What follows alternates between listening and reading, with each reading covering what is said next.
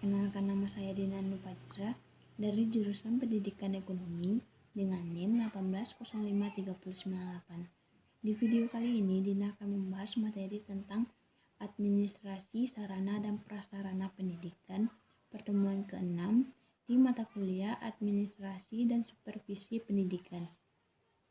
Yang pertama, Dina akan menjelaskan pengertian dari administrasi sarana dan prasarana pendidikan.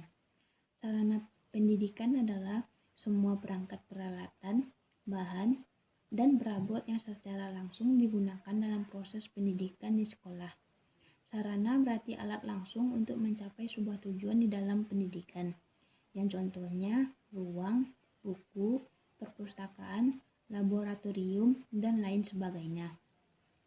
Adapun secara etimologis, prasarana berarti alat tidak langsung untuk mencapai tujuan dalam pendidikan. Misalnya, lokasi atau tempat, bangunan sekolah, dan lapangan olahraga, serta yang lain sebagainya. Jadi, prasarana pendidikan adalah semua perangkat kelengkapan dasar yang secara tidak langsung menunjang pelaksanaan proses pembelajaran di sekolah. Sedangkan menurut Subagio, manajemen sarana dan prasarana merupakan proses kegiatan perencanaan, pengorganisasian, pengadaan, pemeliharaan, penghapusan, dan pengendalian logistik atau perlengkapan.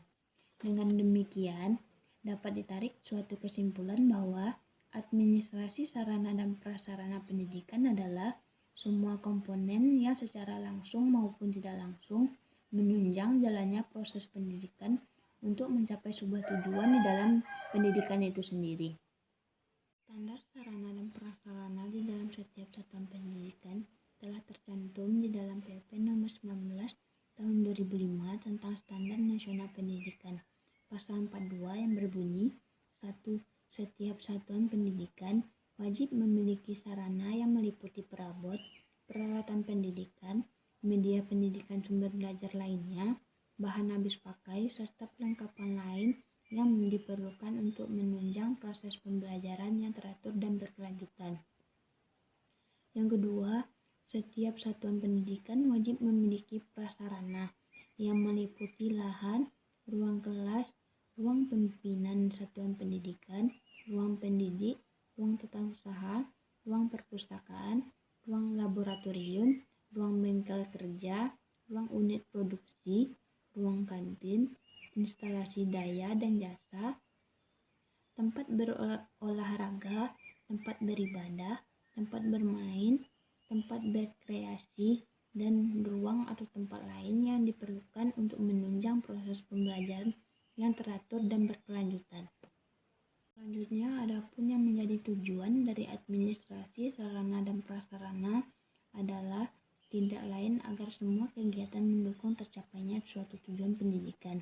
Di antaranya yaitu 1. Mewujudkan situasi, kondisi sekolah yang baik sebagai lingkungan belajar maupun sebagai kelompok belajar yang memungkinkan peserta didik untuk mengembangkan kemampuan semaksimal mungkin.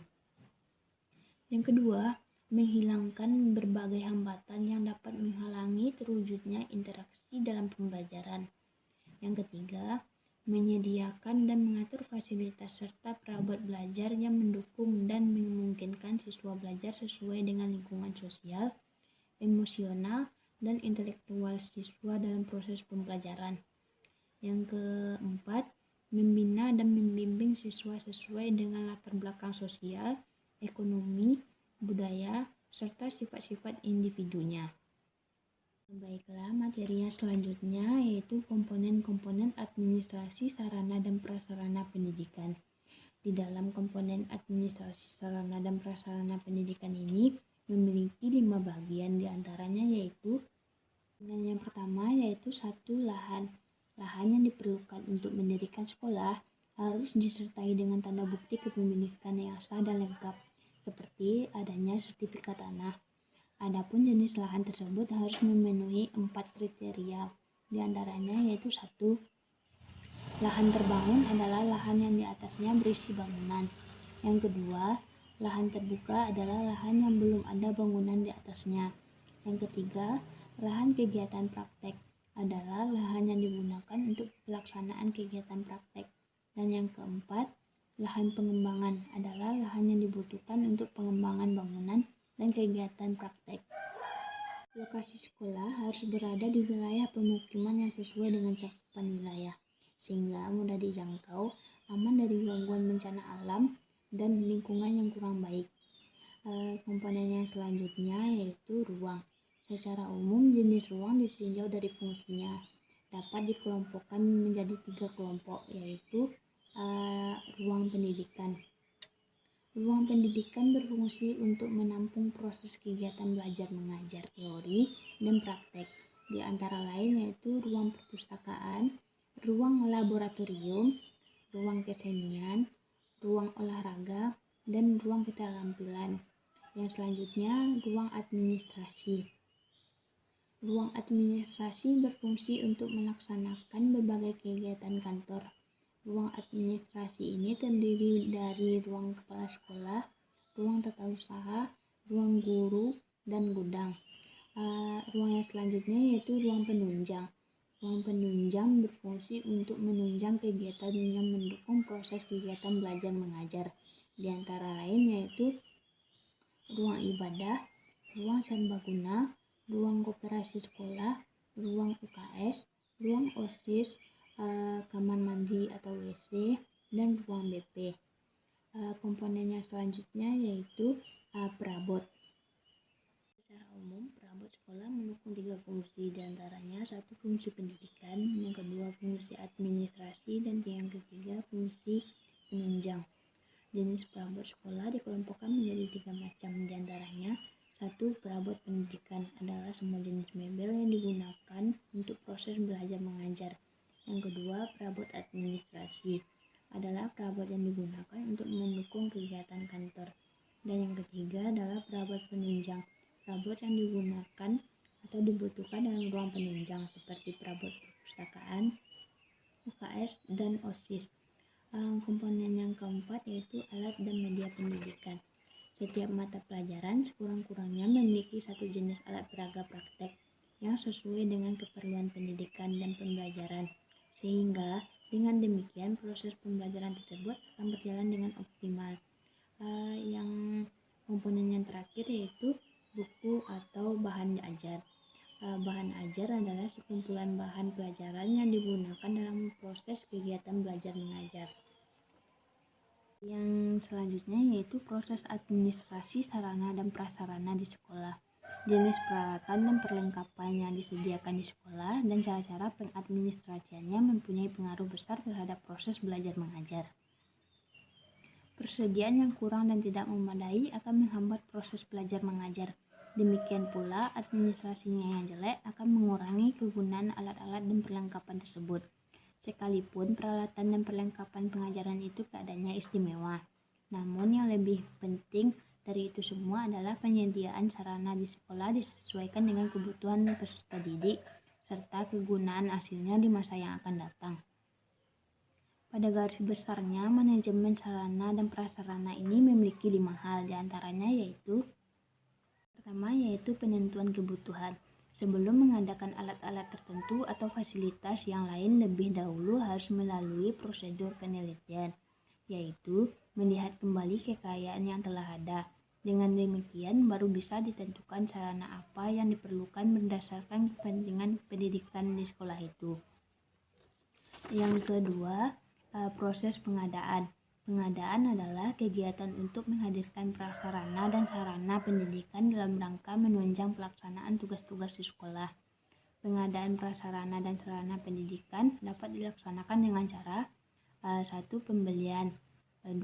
Buatan sendiri, yang ketiga penerimaan hibah atau bantuan, yang keempat penyewaan, yang kelima peminjaman, dan yang keenam pendaur ulangan. Pengadaan prasarana dan sarana pendidikan di suatu lembaga pendidikan atau sekolah dapat dilakukan dengan dana rutin, dana dari masyarakat, atau dana bantuan dari pemerintah daerah atau anggota masyarakat lainnya. Yang ketiga yaitu pemakaian. Dari segi pemakaian, penggunaan terutama sarana, alat perlengkapan dapat dibedakan atas barang habis dipakai, barang yang tidak habis dipakai. Penggunaan barang habis dipakai harus secara maksimal dan dipertanggungjawabkan pada tiap triwulan sekali. Sedangkan penggunaan barang tetap dipertanggungjawabkan 1 tahun sekali. Maka perlu pemeliharaan dan barang-barang itu disebut barang inventaris. Yang keempat, pemeliharaan. Pemeliharaan dilakukan secara kontinu terhadap semua barang-barang inventaris yang kadang-kadang dianggap sebagai suatu hal yang sepele. Padahal pemeliharaan ini merupakan suatu tahap kerja yang tidak kalah pentingnya dengan tahap-tahap yang lain dalam administrasi sarana dan prasarana. Sarana dan prasarana yang sudah dibeli dengan harga mahal, apabila tidak dipelihara, maka tidak dapat dipergunakan lagi. Pemeliharaan dimulai dari pemakaian barang, yaitu dengan berhati-hati dalam menggunakannya. Pemeliharaan yang bersifat khusus harus dilakukan oleh petugas profesional yang mempunyai keahlian sesuai dengan jenis barang yang dimaksud. Adapun pelaksanaan pemeliharaan barang inventaris meliputi 1. Perawatan, 2. Pencegahan kerusakan, dan yang ketiga penggantian ringan. Yang terakhir yaitu pengurusan dan pencatatan.